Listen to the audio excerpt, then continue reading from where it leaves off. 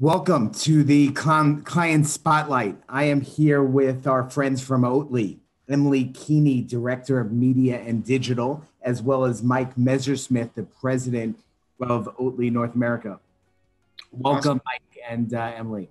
Thanks. Appreciate it, Mark. Thanks. Great to be here. Good to see everyone in the middle of a snowstorm or the aftermaths of it.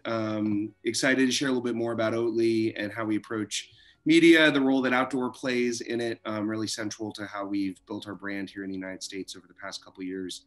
If we could start the deck, that would be, let's see if that can work. All right, there we go. Love it. So good place to start on this one. Always a fun way to just kind of introduce this company, especially if people haven't ever heard of OATLY or the concept of oat milk before. And so we've been at this for 4 years in the United States. Emily and I have been here since the very beginning. The company is a 25-plus-year-old Swedish company that has built a great business in Europe and was grounded out of and built out of academic food science and climate sensibilities. And we make vegan, plant-based products out of oats. And honestly, when I first started this journey a few years ago, I'd never heard the word oat milk before. I'd never put those two words together. But we have this product and this brand that had been cultivated in Europe with just combining a really delicious science-driven product with kind of provocative thought. And the question, the challenge for us was, how do we build this business? How do we build brand enthusiasm and fans here in the United States? And we are a company that is willing to take some chances on our creative execution, on our advertising approach. And so I always like to start with the inspiration for how we try to tackle this here in the United States is things like this packaging side that we've used in Europe, where this was an actual quote from a real consumer. This tastes like shit, blah. Fair enough, great. Thanks for buying it. We're joined by other coworkers here as well for Emily, furry coworkers. So we kind of try to take this spirit, and then how do you, in a basically a startup oat milk company with very limited budgets, try to channel that brand ideal into building consumer brand affinity. And that was the challenge we were faced with. And we had experience doing media and other things in Europe, but the US was just different. And so Emily, kind of has led this for us for years, basically since the beginning. And so it was her task to try to figure out how to do that. And she's going to walk everybody through it and some of the lessons learned along the way. Yeah, thanks, Mike. Yeah, as you can tell by the side of this packaging, and if you've ever seen OATLY cartons in the store, we are a super talky brand. We like to write paragraphs in places that we shouldn't. And because of that, out of home is a really perfect format for us to have that conversation with people out there in the world. If we go to the next slide.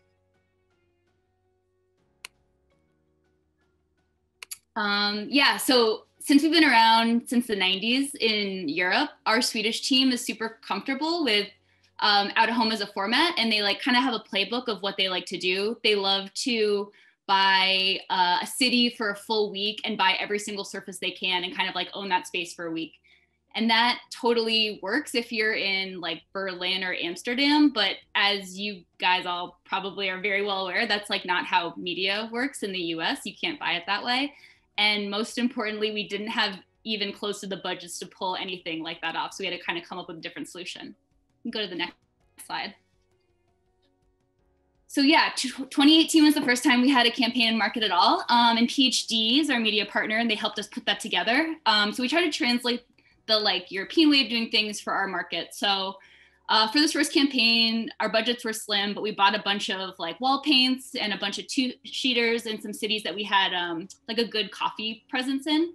And it was fine. It was fine. The wall paints were cool. They were great if you happened to walk by them, this delivery guy, or, if you walk by the specific one we bought in Red Hook on that day, maybe you noticed it, but for the most part, you probably didn't. And if you go to the next slide, the ones placements that we did actually think got a little more pickup or buzz were the smaller units, but that were bought with more frequency. So like the 3 in the row one, and I think like it gave a chance for people to like look at it, engage, kind of like get in on the joke a bit that it was 3 ads in a row. And so we really liked this and we liked the pickup we got. So we wanted to double down a bit on this idea of like frequency. You can go to the next slide. Yeah, so again, like doubling down on frequency, but at the same time, our budgets were slim. So we decided like, could we buy a bunch of units that were smaller, but closer together? And could we like look at remnant media and buy up stuff that people maybe didn't want? So we kind of dubbed this plan ourselves like the Island of Misfit Toys, because we were like, give us things that like are not cool and we'll take it all and we'll figure out a way to make it work. That part was real. I mean, when you have ambition, I mean, we're again, like a small oat milk company. I can't emphasize enough how small the budgets were. And it was like, but we have these, like, we love doing outdoor, we love doing out of home. And like, but to make that really pop in New York City and Boston and Chicago, hard, right? And so we had to work kind of creatively to figure out what we could do to execute the vision, the strategy, but still not have massive, you know, company budgets to be able to do it. And so in a very holiday spirit, we're sharing the Island of Misfit Toys approach that we came up with. Yeah, and it's a festive name, which also worked. And I have to give it to Daniel Bauman from PhD. He like totally took this idea and helped us run with it and kind of figure out what it meant, because we hadn't done anything like that before. If you go to the next slide.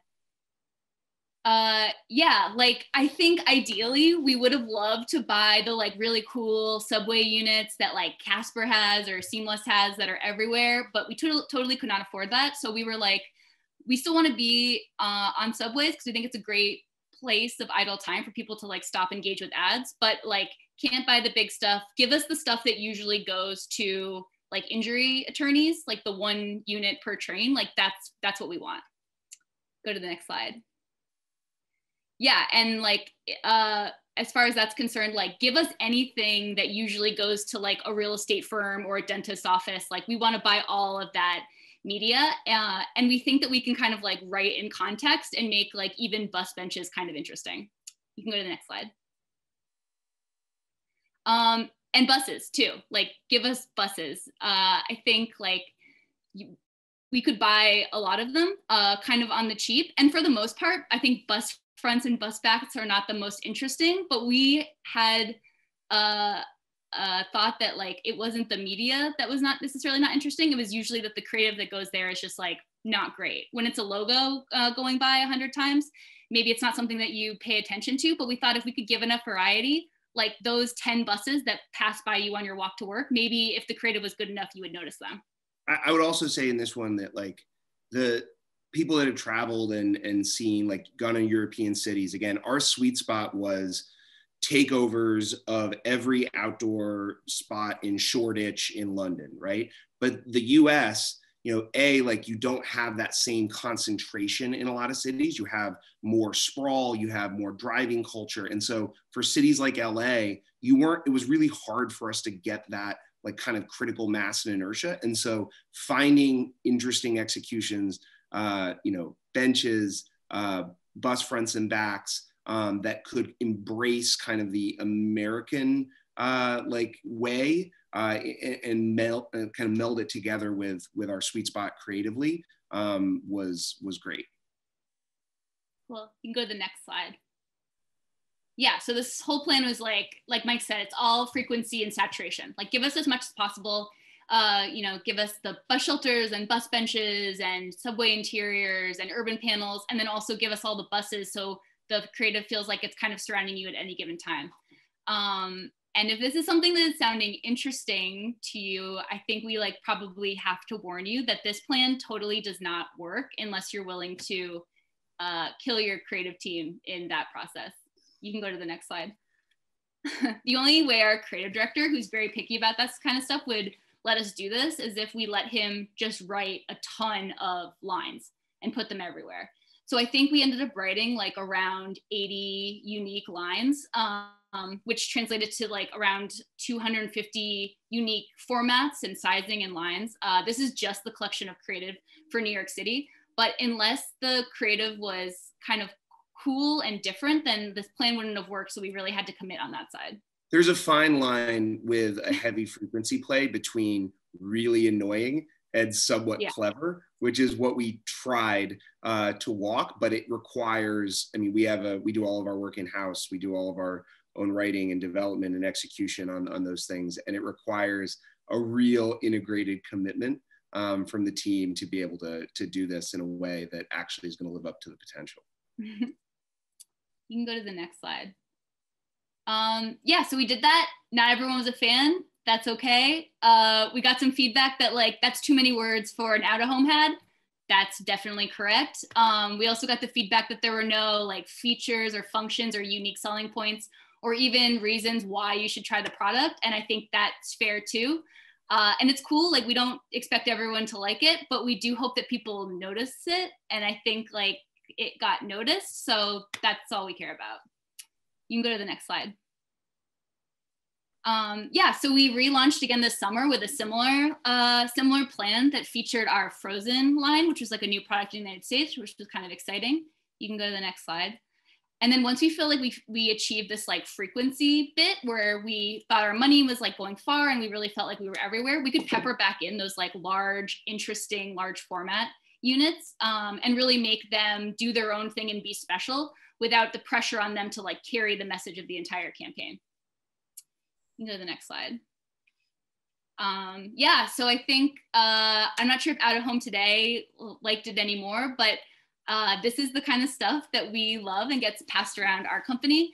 So this guy is a New York City bus driver, and he wrote us to tell us that, you know, driving buses all day, like he loves checking out the various ads that pass by him, and he had a couple of favorites that he wanted to share with us.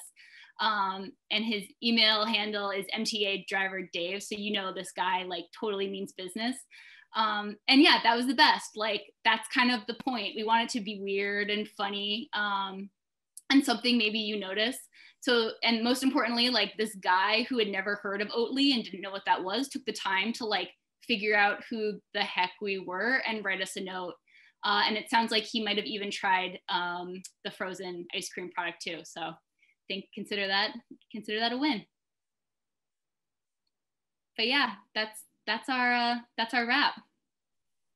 Well done, and thanks, Mike and Emily. I think that the the use of the formats and the creative, certainly has resonated with me, and I'm sure everyone who's watching. And over the last 3 years, from 18 to even over the summer, your creative, always just seems so smart, so funny, and certainly contextually relevant. A few questions that I thought would be of interest to the crowd. How does data play in your decisions on media or formats and out of home? Yeah, good question. This might be an unpopular answer, but it really doesn't. We are kind of the mind that everyone's looking at the same data sets. And if you like rely too heavily on those, then you end up just showing up in the same places in the same way as everybody else. And that's not what we want to do. So I think in general, we have the freedom to kind of like buy the stuff that we find interesting and then like make it work from like a productive media standpoint. So this plan was all about saturation, but only worked because like the places we thought were like interesting to write to and work for our creative.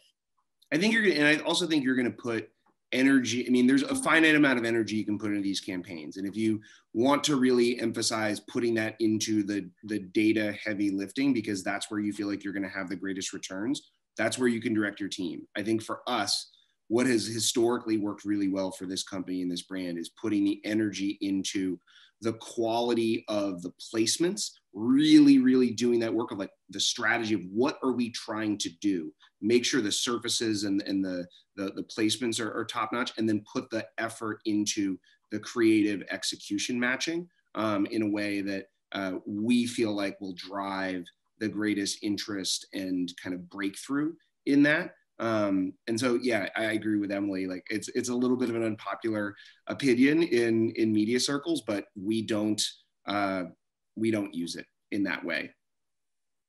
Interesting. Another question I have for you, slightly different path, is just, 2020.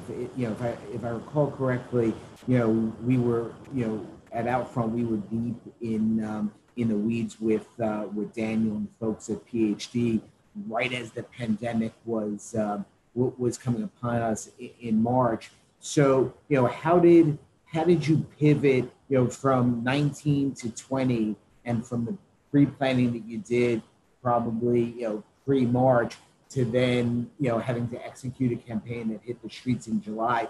How did you make that pivot? Yeah, I mean, first off, I mean, even before the execution piece, we had to do some work in March and April just to understand what the business impact and investment capabilities we had were. I think every company went through that moment. And once we felt that we had a good handle on, we still have to make oat milk, sell oat milk, make sure that in this case, that the ice cream or the frozen products are available in stores. We need to have that part in place and feel like we have a good handle there. And then once that was done, it was like, well, yeah, of course we're going to keep investing because we're a growth oriented brand. And it was just I think that, some of that was just human behavior piece that Emily, did a lot of thinking on of, it's still relevant. People are still in the city. People are still driving around. And so the core of the idea is still super, on strategy. Yeah. And we got rid of the things that didn't make sense. Like we cut all the stuff that was underground or anything that was like interior and public transport. And we tried to stay in neighborhoods that felt like residential and not just like people traveling in and out of work, because we thought that, if you could nail a good creative in a neighborhood that, like, I've never been more familiar with the 5 blocks that I live around. And if there's something new and interesting there to look at, we thought people would take notice. And then from like a logistical standpoint, like I have to give it up to Daniel on that. We were supposed to sign this plan, I think like March 16th. And he helped us figure out like, okay, like what can we wait on? What should we see? But it ended up working out okay because like in this plan, instead of doing all the like large format standalones first, we like kept those last and kind of like weren't super precious about them and decided like we'll figure those out last minute, but really wanted to like buy the frequency piece first and kind of lock that down. So like not caring as much about what goes where helped because it helped us be a bit like flexible. Thanks for that, Emily and Mike. The last question, because I think we're running out of time, I think the last question, and probably on many people's minds as we have 13 days left or 14 days left in 2020, what can we see and what can we look out for, and what can we be excited about as we head into 2021 for OATLY and their marketing plan as it relates to out-of-home? Yeah, I mean, we've continued. We ran a second out-of-home campaign this fall on another product line that we just launched with oat-based yogurts, our Oatgurt line. And so I think for us, as Emily said, and she can talk more about this, I mean, we are a creative brand voice-led company. We're looking for formats that let that brand and voice shine through. Sometimes that is in somewhat unconventional ways in terms of how we execute it, but we think that is actually where the magic is in these. And so whether it's print ads, podcasts, outdoor, like things that can be voice forward for our company to be a platform for us to share our point of view and connect with consumers, we're always looking for those. And so I think we view the outdoor medium as a big piece of our continued media mix, even as the company grows and we start to incorporate other sorts of mediums as well. It's a little bit different than where we were in 2018, but we've evolved our approach. And I think the context of where society's at and where our investment approach is and blending those together to continue to be creative and voice-led and finding great surfaces and mediums to really have that come to life. Yeah, for sure. And as far as out-of-home goes, like we love out-of-home. We'll always want to invest in it. I think like we figured out how to do the like New York, LA, Chicago's. I think the next kind of nut for us to crack there is like, how do you do smaller cities and still like represent yourself there, even though the volumes just aren't as big. So yeah, I think that's like kind of our next challenge. and I've got to get on that. So. Well, thank you, Mike and Emily. I could certainly speak for for myself and my company, as well as all of the other companies out there. We will happily take on the challenge of helping you guys crack the smaller markets throughout the U.S. So Awesome. Thank you, Mike and Emily, for your time. Thank you. And we look forward to seeing what's to come with OATLY in the new year. And for everyone out there, please stay tuned, because there is more to come. Maybe not this riveting, but riveting all the same. So Awesome. Thank you. Thanks, Marc. Appreciate it. Thank you. Thanks, guys.